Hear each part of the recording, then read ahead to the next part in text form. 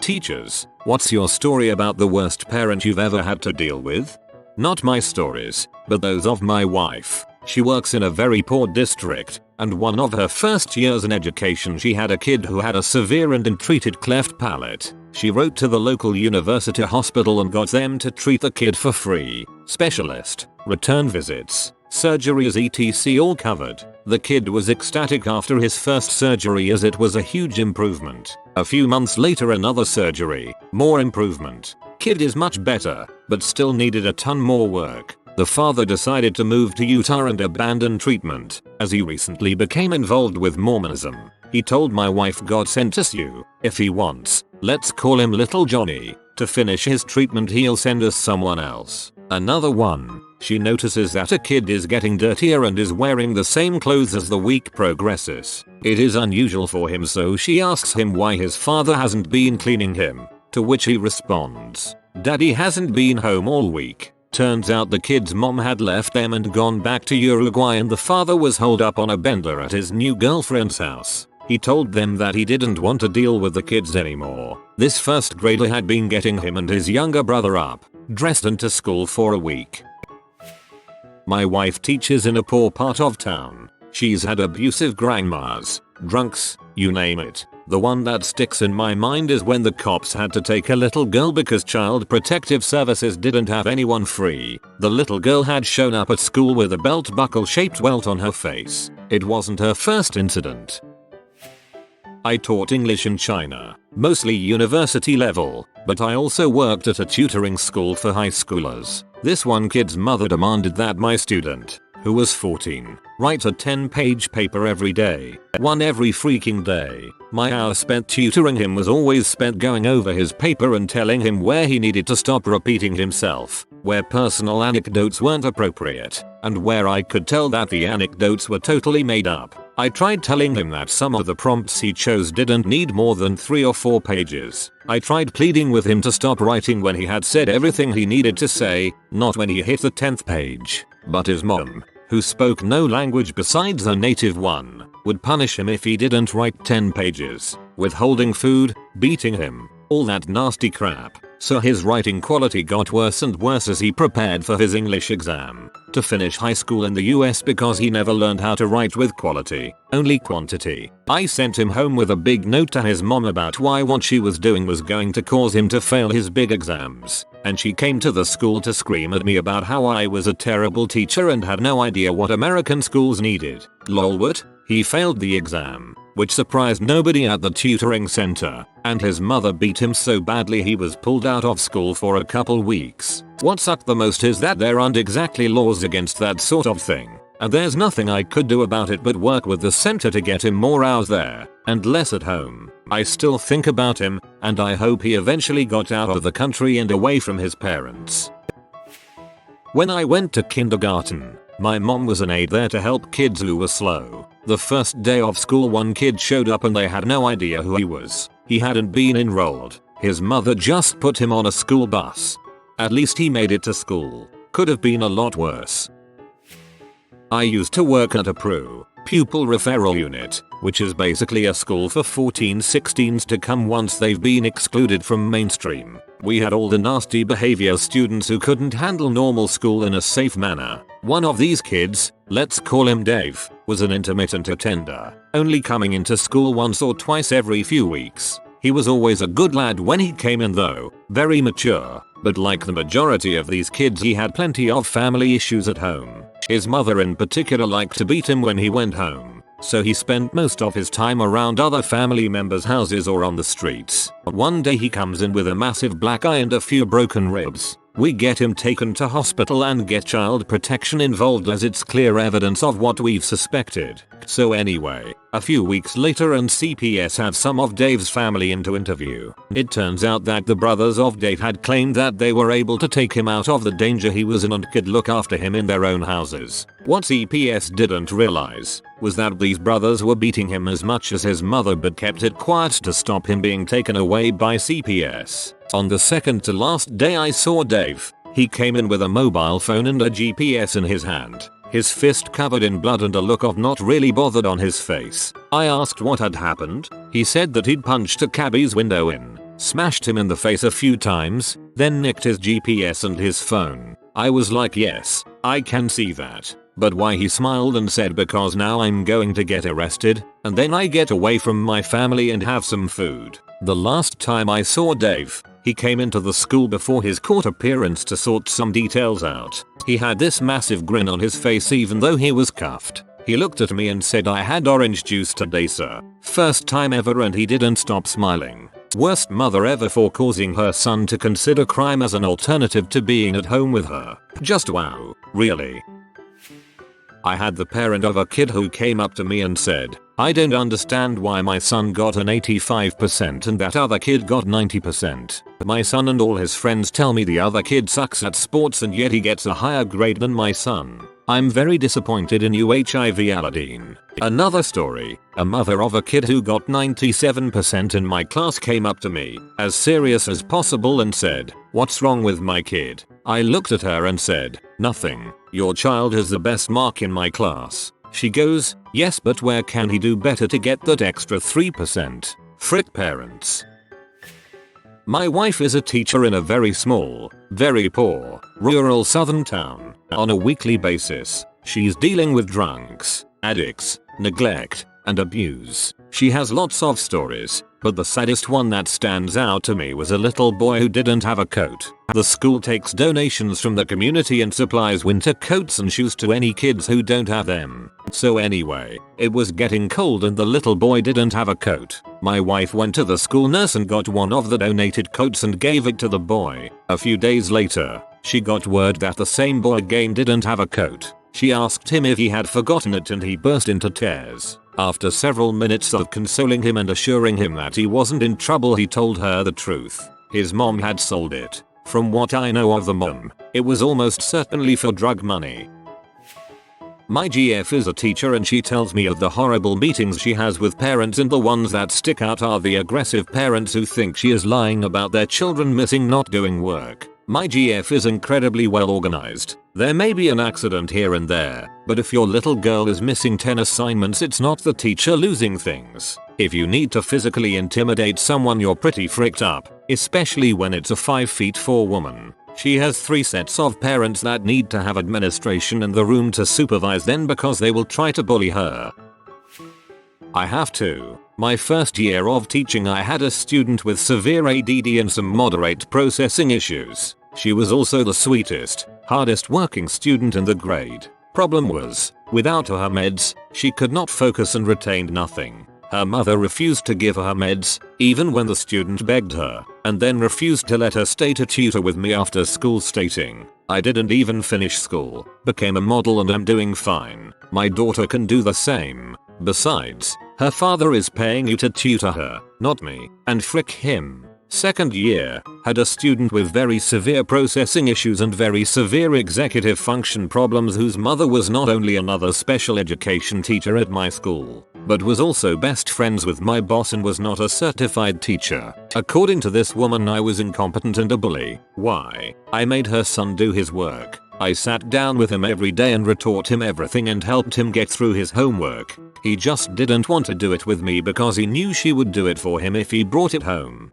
He actually told me this, so he'd cry to his mom and she would confront me in the hallways about bullying her baby. Sadly, she also shared her feelings with my boss, her bestie, which caused a great deal of drama. I still worry about both of these kids. Yay parents. Last year, we had a very angry parent of a young lady who was enrolled in Running Start here at the college who was being lied to by his daughter in an effort to hide the fact she was not going to class. For those who don't know, Running Start is a state-funded opportunity for high school students to finish high school with college credits that apply to their college transcripts. This young lady was telling her father that she was doing extremely well in her 2 classes she was enrolled in, but naturally her grades at the end of the quarter suggested otherwise. Dad got mad and would frequently call the instructors in question and their respective deans in a fit of total fury, threatening lawsuits if he was not given answers as to why they were failing his angelic child in all her classes. However, since this is a college, we can't just release any all information, not even because her attendance blows, unless a waiver is signed by the student. This peed him off even more. Eventually, he gets directed to my office. I'm no instructor, but one of the hats I wear here is being the one who gets to deal with all the angry formal complaints once the instructor and the dean can no longer handle it.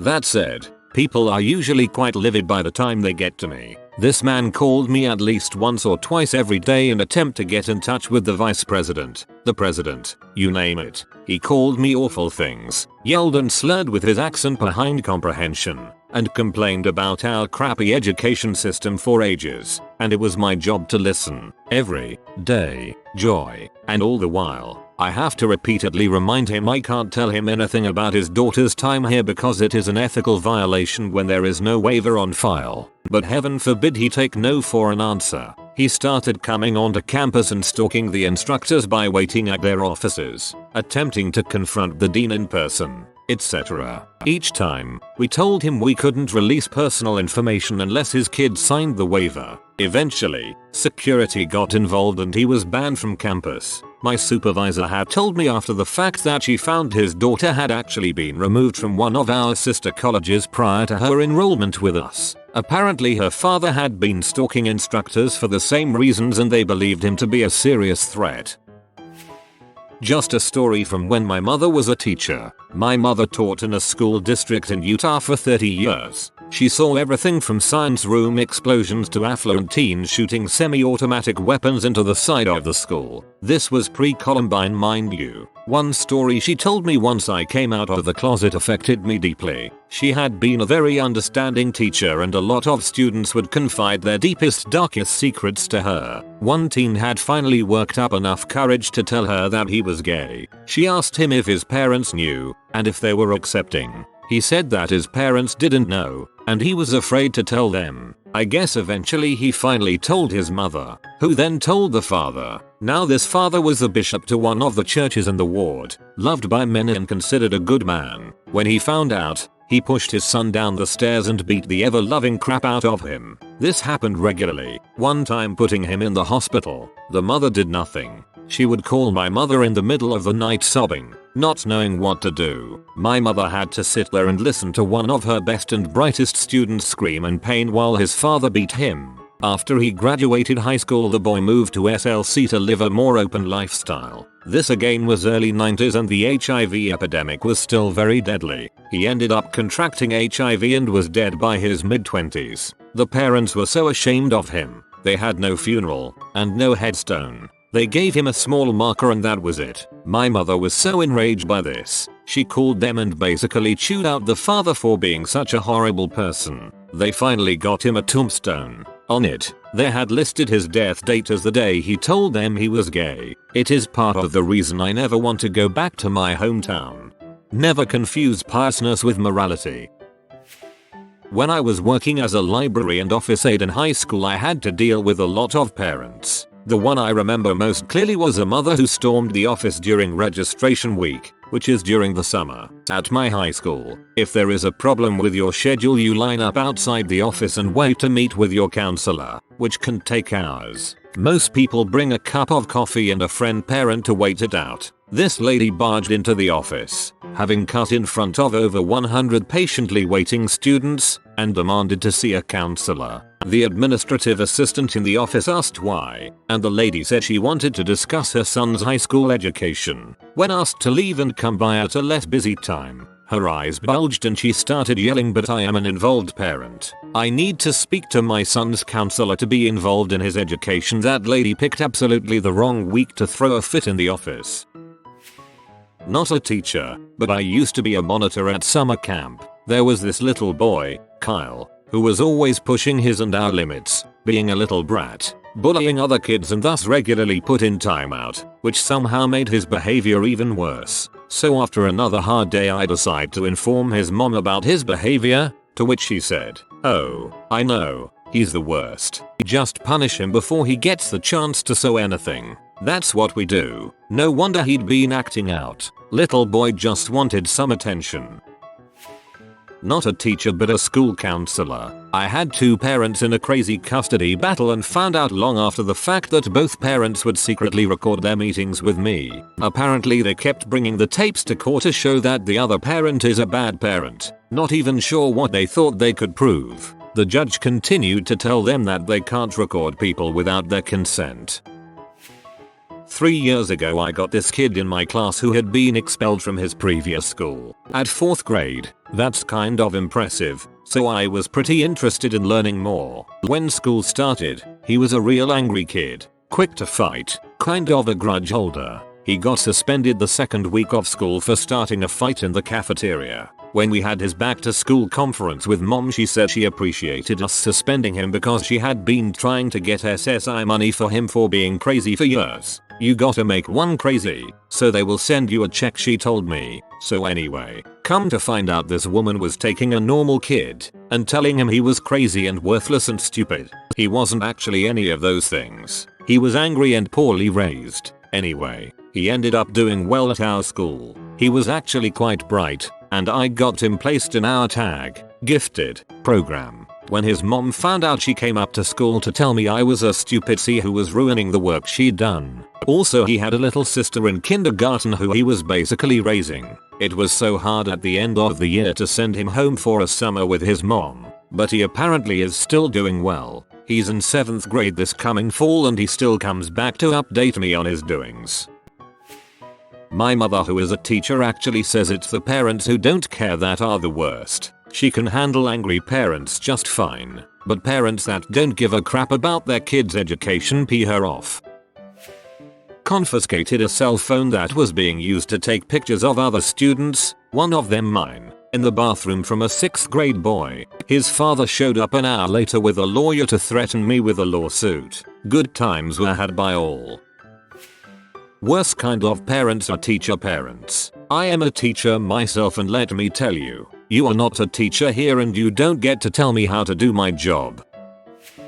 I teach at a preschool, and one day a parent was called because their child had thrown up. The mother showed up an hour later, just as he was beginning to throw up again into the tiny toilet in our classroom. I was tending to him, encouraging him to aim for the toilet, rubbing his back, etc. The mother comes marching into the room and tells me to back off. I need to take his temperature now. I told her very politely not to move him just now, as he was actively vomiting into the toilet. She proceeded to use her shoulder to move me out of the way to grab her child and ram a thermometer into his ear. The second she gets it in there, he vomits all over the floor. She turns to me and says, "Wow, that's a big mess. You really should have kept him at the toilet."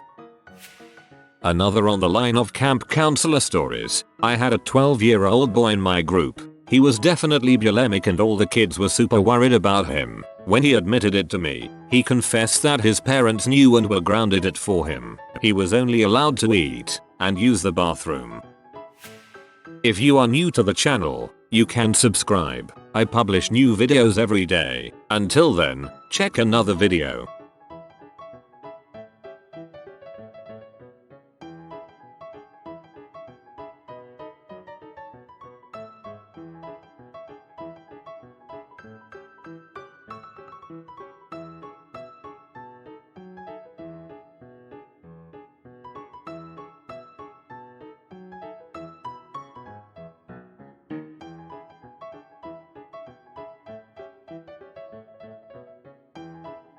Bye for now.